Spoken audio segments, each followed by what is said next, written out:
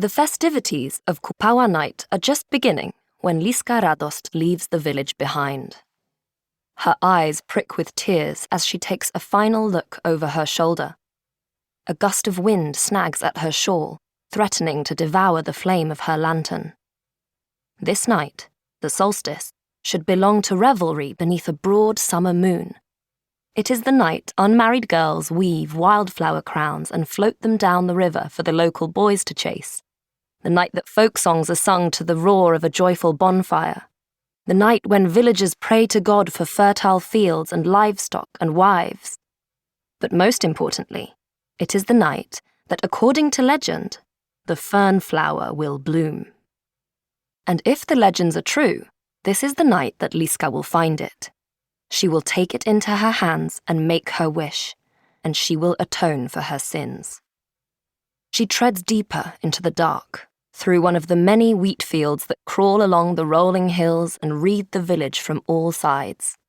At midday, the sun will turn their stalks to spun gold, but now they are a foreboding rustle against Liska's floral-patterned skirts, bowing like penitents in contrition.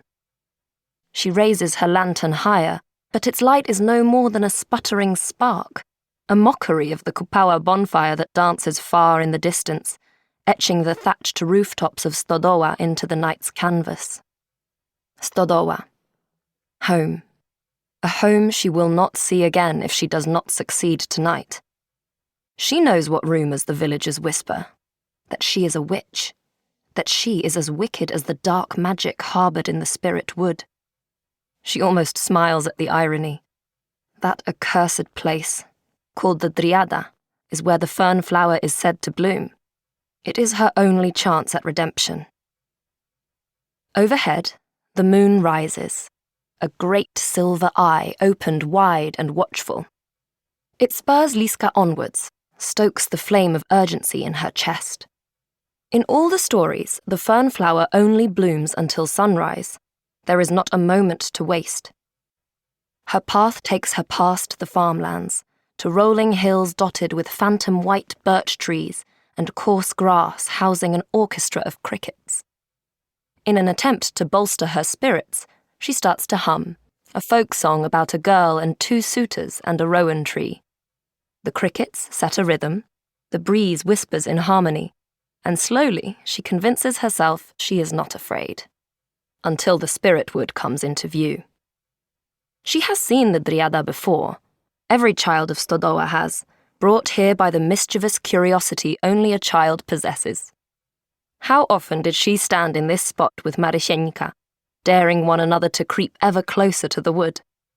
Closer and closer and closer, until a growl or a rustle from within would send them shrieking, running all the way home.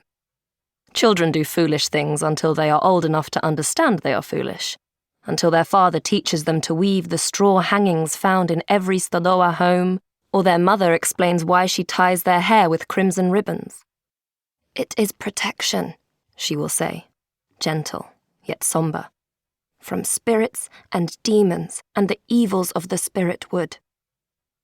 Standing so close, Liska must admit that the forest has a morbid sort of beauty, the beauty of flowers over tombs or the dive of a hawk catching prey. Its trees are enormous, thick as towers and sprawling branches like an old woman's fingers tangled in cotton-thick mist.